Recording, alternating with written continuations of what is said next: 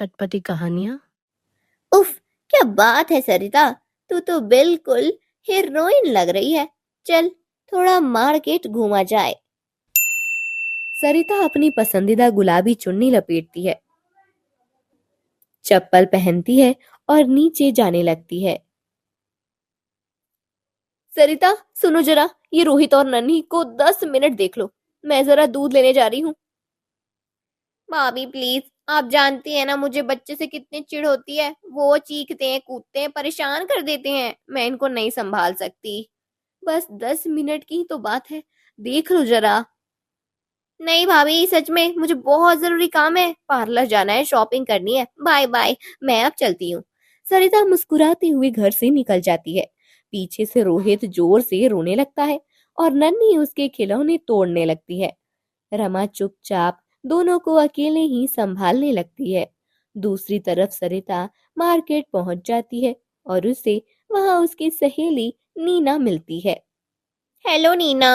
Hello सरिता, क्या बात है, आज तो कमाल लग रही हो। ओहो, क्या सच में? Thank you Neena. सरिता, तेरी भी सही ऐश है। वैसे तेरा शादी वादी का कोई प्लान है या अभी और घूमना फिरना बाकी है? मुझे नहीं करनी अभी शादी वादी। शादी पति बच्चे, उफ, मुझे बच्चे संभालने वाली बोरिंग जिंदगी नहीं चाहिए। मैं तो बस घूमूंगी, खाऊंगी और मस्त रहूंगी। हाँ हाँ, लेकिन वक्त सबको बदल देता है। तुझे भी एक दिन बदल देगा, देख लेना।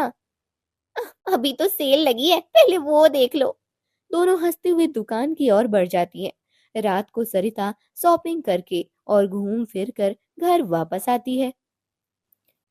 अरे, तुम आ गई सरिता। पता है, तुम्हारे जाने के बाद बच्चे बुआ बुआ करके कितना रो रहे थे। बड़ी मुश्किल से चुप कराया दोनों को। ओ, मैं क्या करूं भाभी, बच्चे आपकी जिम्मेदारी है, मेरी नहीं। रमा चुप हो जाती है।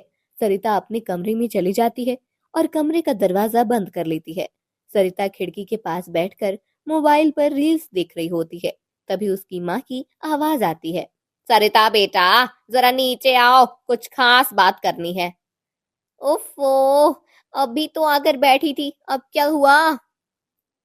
सरिता नीचे आती है, जहां उसके माँ बाबूजी, भाई और भाभी सोफे पर बैठे होते हैं। सरिता के माँ के हाथ में एक फोटो होती है। बेटा, एक बहुत अच्छा रिश्ता आया है तेरे लिए। लड़का सरकारी अफसर है, नाम है अरुण। घर के सब लोग बहुत अच्छे हैं। क्या? शादी? इतनी जल्दी? मैंने तो अभी शादी के बारे में सोचा भी नहीं। सोचना तेरा नहीं, हमारा काम है। अब तेरी शादी की उम्र हो चुकी है और रिश्ता भी बहुत अच्छा है। लड़के ने तेरी फोटो देखी है, उसे तो तू बहुत पसंद है। वो लोग रविवार को तुझे देखने आ रहे हैं। मिलने में क्या हर्ज है? देखते देखते रविवार भी आ जाता है। सरिता तैयार हो रही होती है। सरिता साड़ी में बहुत ही सुंदर लग रही होती है। उफ, कोई भी मुझे देख तो बस देखता ही रह जाए। चलो देखते हैं कौन है ये अरुण बाबू। नीचे अरुण अपने माता पिता के साथ बैठा होता है।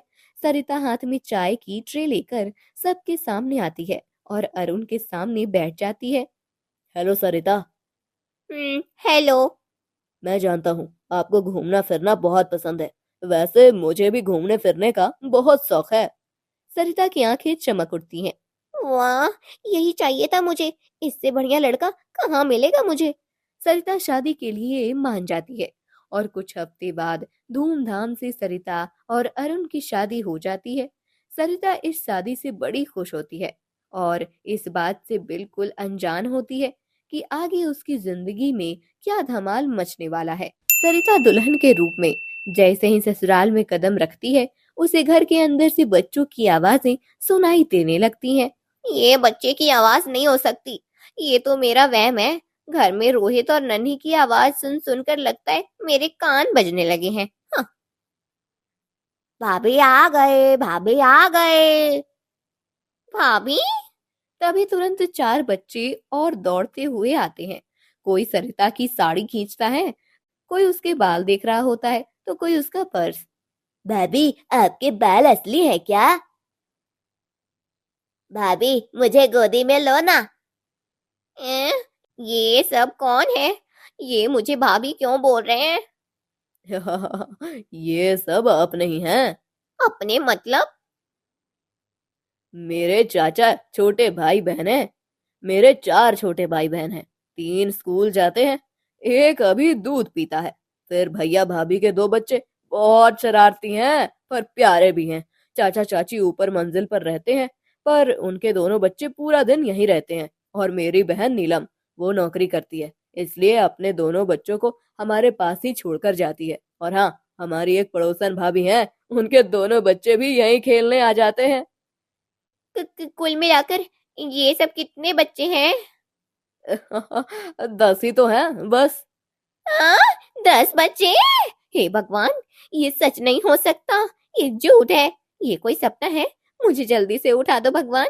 ये सपना नहीं, सच है सरिता। देखो तुम कितनी लकी हो, तुम घर पर बिल्कुल बोर नहीं होगी। घर में आते ही सरिता की तो मानो दुनिया ही उजड़ जाती है। वो अपने कमरे में जाकर बस यही सोचते सोचते सो जाती है कि ये कोई सपना है। अब अगले दिन सरिता जैसे ही तैयार होकर बाहर आती है तो देखती है कि कोई बच्चा रो रहा है, कोई लड़ रहा है, तो कोई खाना फैला रहा है। हे भगवान, ये घर है या कोई चिल्ड्रन पार्क? सरिता के 2 दिन ससुराल में बड़ी मुश्किल से निकलते हैं। अब ये ही उसकी जिंदगी का सच होता है। उफ, ये बच्चे कितना शोर मचा रखा है इन्होंने।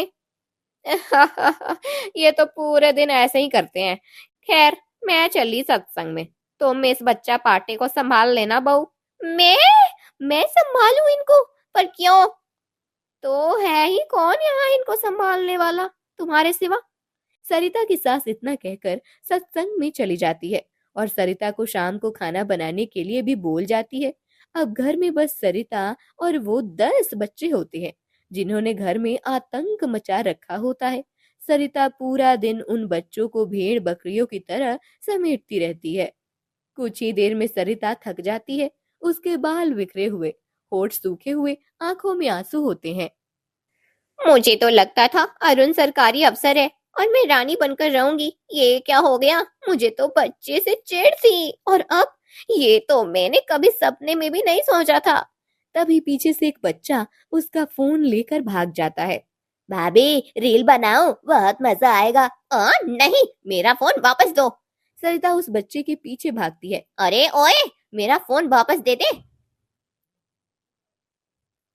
सरिता का बच्चों के साथ पहला दिन बहुत ही बुरा और थकावट से भरा होता है।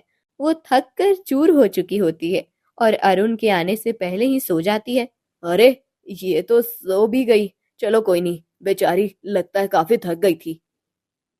सरिता पूरी रात घोड़े बेचकर सोती है और अगली सुबह जैसे ही वो आंखें मलती हुई उठती है और कमरे का दरवाजा खोलती है तो बाहर का नजारा देखकर उसकी आंखें चौड़ी हो जाती है। एक बच्चा दीवार पर पेंसिल से सरिता की शक्ल बना रहा होता है। दूसरा बच्चा लड्डू का डब्बा उल्टा करके नीचे बैठा होता है। तीसरा बच्चा बाल्टी में बैठकर नाव नाव खेल रहा है। चौथा और पांचवा बच्चे तकियों से कुश्ती कर रहे होते हैं और बाकी सब चीख रहे हैं या रो रहे होते हैं। हाँ, हे भगवान, ये मेरे साथ ऐसा क्यों हो रहा है? माँ बाबूजी ने मेरे साथ ऐसा क्यों किया? सरिता अपनी माँ को फोन लगाती है और रोने लगती है। अरे सरिता बेटी, क्या हुआ? तू रो क्यों रही हो? सब ठीक तो है ना मेरी बच्ची? हाँ हाँ हाँ, जब आपको पता था कि मुझे बच्चों से कितने चिढ़ है, तो क्यों ऐसे घर में शादी कर दी मेरी, जहाँ मुझे पूरे 10 बच्चे संभालने पड़ रहे हैं? सरिता बेटी, देख, इतना अच्छा रिश्ता था तो हम नहीं चाहते थे कि बच्चे की वजह से तू मना कर दे, इसलिए हमने तुझसे ये बात छुपाई। आपने मेरे साथ ये अच्छा नहीं किया माँ, अच्छा नहीं किया। सरिता फोन रखकर रसोई में जाती है। रसोई में दूध उबलकर गैस पर गिर रहा होता है। सब्जियां आधी कटी रखी होती है और एक बच्चा प्याज के छिलके खा रहा था। अरे ये क्या कर रहा है? छिलके क्यों खा रहा है? मैं दूध दे रही हूँ ना। हे भगवान, ये दूध तो सारा निकल गया। अब क्या करूं? सरिता जल्दी से गैस बंद करती है और बच्चे को रसोई से बाहर लेकर जाती है। सरिता अकेले ही 10 बच्चों को संभाल रही होती है। मामी भूख लगी है। भाभी शी शी करनी है।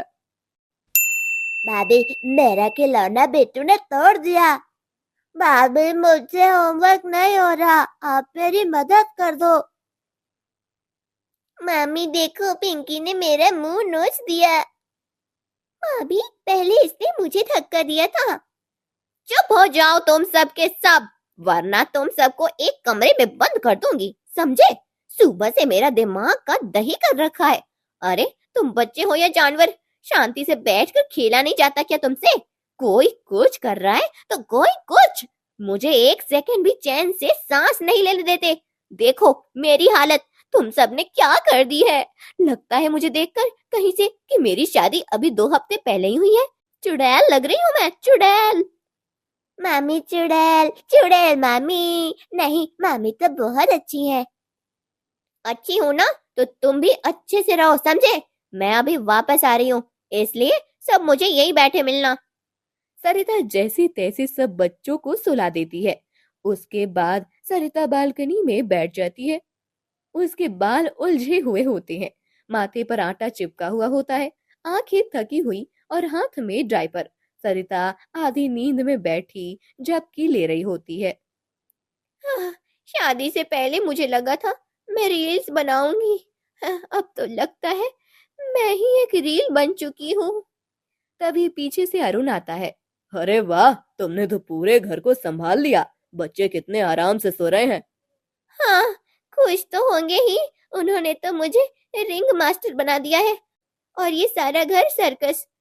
वो दिन भी जैसे तैसे निकल जाता है। अब अगली सुबह सरिता फिर से उठती है, लेकिन इस बार वो कमर कसकर और बाल को बांधकर तैयार खड़ी होती है। अब सरिता बच्चों से डरने वाली नहीं। अब आओ बच्चों, देखती हूँ आज कौन मेरी नाक में दम करता है। तभी फिर से बच्चे दौड़ते हैं, लेकिन इस बार सरिता एक एक बच्चे को काम में लगा देती है। आज हम एक गेम खेलेंगे, जो जीतेगा उसे मिलेगा इनाम। ये सुनकर सब बच्चे खुश हो जाते हैं। कौन सी गेम मामी, कौन सा इनाम? आज तुम सबको सरिता यानी मैं बनना पड़ेगा। जो मैं करती हूँ वो करना होगा, और जो ये सब अच्छे से करेगा उसे मैं इनाम दूंगी। हाँ, हम सब कर देंगे, आप बताओ क्या करना है। सरिता सबको एक एक काम थमा देती है। बच्चे थोड़े चौंकते हैं, लेकिन फिर हंसते हुए काम में लग जाते हैं। धीरे धीरे करके सरिता बच्चों को हैंडल करने लगती है और कुछ ही दिनों में वो बच्चों को बड़े ही अच्छे से संभाल रही होती है। सरिता, मुझे यकीन नहीं हो रहा, तुमने तो सचमुच घर की कमान संभाल ली। क्या करें, पहले बच्चा बच्चा मेरे पीछे पड़ा था, अब मैंने ही बच्चा बच्चा अपने पीछे कर लिया। अरुण हंसने लगता है और फिर उसे याद आता है। अरे हाँ, मैं इन सब में तुमको एक जरूरी बात बताना भूल ही गया। कौन सी जरूरी बात? मेरा ट्रांसफर हो गया है। क्या कहा? दिल्ली अगले हफ्ते जाना है और तुम भी मेरे साथ जाओगी। मतलब बिना बच्चे, बिना चीख पुकार, बिना सुबह की भगदड़, बिना हंगामा? हाँ, क्योंकि सबको तो वहां नहीं ले जा सकते ना। हे भगवान, लगता है आपने मेरी सुन ली। मैं जानती हूँ आपने मेरा मैं जानती हूँ आपसे मेरा दुख देखा नहीं गया होगा, इसलिए आपने इनका ट्रांसफर ही करवा दिया। थैंक यू भगवान जी, थैंक यू सो मच। सरिता उस दिन इतनी खुश होती है कि उसकी खुशी का कोई ठिकाना ही नहीं होता। वो फटाफट अपना सब सामान पैक कर लेती है और एक एक दिन गिनने लगती है कि कब वो इस सर्कस से छूटकर आजादी की जिंदगी जिएगी। बस बस एक हफ्ता और इन बच्चों को मुझे झेलना है। जब इतना किया है तो जाते जाते इनसे थोड़ा अच्छे से व्यवहार कर लेती हूँ। कौन सा मुझे दोबारा इनकी शक्ल देखनी है। सरिता यही सोचकर उन बच्चों को डांटना, उन पर चीखना बंद कर देती है। वो अपनी खुशी में इतनी खुश होती है कि बच्चों पर भी उसे जरा भी गुस्सा नहीं आता। वो सबको जाते जाते घुमाने लेकर जाती है, सबको खाने की चीजें खिलाने, कपड़े सब दिलाती है। सब बच्चे सरिता के साथ रह रहकर उससे इतना घुल मिल जाते हैं कि जब सरिता और अरुण दिल्ली जा रहे होते हैं तो वो सरिता से लिपट कर खूब रोते हैं। मामी मत जाओ, हमें छोड़कर मत जाओ। हाँ, आप बहुत अच्छी हो, हमें अब कौन रखेगा, आप मत जाओ। अरे तुम सब रो क्यों रहे हो? मैं तुमको रोज वीडियो कॉल करूंगी। चलो अब सब बच्चे चुप हो जाओ। सरिता सब बच्चों को अलविदा कहकर टैक्सी में बैठ जाती है और खुशी खुशी चली जाती है। सरिता अब दिल्ली के नए घर में प्रवेश करती है। वो उस दिन इतनी खुश होती है जैसे उसका कोई बहुत बड़ा सपना पूरा हो गया हो। अगले दिन अरुण ऑफिस चला जाता है। सरिता आराम से सो रही होती है। फिर सुबह उसकी अचानक आंख खुलती है। अरे, मुझे उठने में इतनी देर हो गई। बच्चे को स्कूल के लिए तैयार भी तो करना है। सरिता जल्दी से उठती है तो देखती है कि वो तो दिल्ली के नए घर में है। अरे, मैं तो भूल ही गई कि बच्चे तो ससुराल में है और मैं तो आजाद हूँ। अब मैं आजाद हूँ। मेरे पास कोई काम नहीं, कोई बच्चे, कोई शोर नहीं। क्या मजे की जिंदगी जीऊंगी अब मैं। सरिता का सब काम करके काम वाली चली जाती है और सरिता पूरा दिन खाली बैठे बस फोन पर रील देखती रहती है। रील देखते देखते वो इतनी ज्यादा बोर हो जाती है। सरिता बालकनी में बैठी दूर देख रही होती है। बच्चे की आवाजें अब दूर जा चुकी होती हैं। घर में एकदम शांति होती है। कुछ दिन ऐसे ही बीत जाते हैं। फिर एक दिन सरिता मोबाइल में बच्चों की पुरानी तस्वीरें देखने लगती है। ये चिन्नू का चेहरा तो देखो। दूध पीते वक्त कैसे गुस्सा करता था। और ये गुड्डी हर बार मेरे बाल खींचती थी। पिंकी और राजू तो हमेशा एक खिलौने के पीछे लड़ते रहते थे। तभी अरुण पीछे से आता है। क्या हुआ, क्या देख रही हो मोबाइल में? अरे, बस बच्चे की कुछ तस्वीरें हैं। बोर हो रही थी तो बस वही देख रही थी। अच्छा अच्छा, कोई नहीं, चलो अंदर चलते हैं और खाना खाते हैं। हफ्ता गुजर जाता है। घर का सन्नाटा सरिता को चुभने लगता है। वो हर पल बच्चों की किलकारियों को याद कर रही होती है। मुझे लगता था मुझे बच्चों से चिढ़ है, लेकिन अब लगता है उन्होंने ही मुझे इंसान बना दिया। और अब जब शांति है तो ये सुकून जैसा नहीं, ये तो खालीपन है। सरिता जल्दी से फोन उठाकर बच्चों को वीडियो कॉल करती है। बच्चे सरिता को देखकर बड़े खुश हो जाते हैं। सरिता की आंखों में आंसू होते हैं और वो कुछ बोल ही नहीं पाती और फोन काट देती है। तभी वहां अरुण आ जाता है। सरिता, तुम रो क्यों रही हो? मुझे बच्चों की बहुत याद आती है। ये खाली घर मुझे खाने को दौड़ता है। बच्चों का शोर मुझे अच्छा लगता है। मैं बच्चों के बिना नहीं रह सकती। अरुण सरिता को चुप कराने की बहुत कोशिश करता है पर सरिता रोती ही रहती है। वो उस दिन खाना भी नहीं खाती और ऐसे ही सो जाती है। सुबह जब सरिता उठती है तो चक्कर खाकर गिर जाती है। अरुण एकदम घबरा जाता है और जल्दी से डॉक्टर को बुलाता है। डॉक्टर सरिता का चेकअप करती है और मुस्कुराते हुए अरुण को बोलती है, मुबारक हो, सरिता माँ बनने वाली है। अरुण की आंखें चमक उठती हैं। वो सरिता का हाथ पकड़ता है। मैं हमेशा से यही चाहता था। मैं आज बहुत खुश हूँ। और मैं भी। दोनों एक दूसरे को देखकर मुस्कुराते हैं। सरिता की खुशी का ठिकाना ही नहीं होता। इतने में पीछे से बच्चों की हंसी गूंजने लगती है। सरिता और अरुण पीछे मुड़कर देखते हैं तो सारे बच्चे उनके सामने खड़े होते हैं। तुम सब यहाँ कैसे? कल आपको रोते देखा तो बस आ गए आपसे मिलने। तुम सब कितने प्यारे हो सच में। सरिता सब बच्चों को गले से लगा लेती है और उनको खूब प्यार करती है।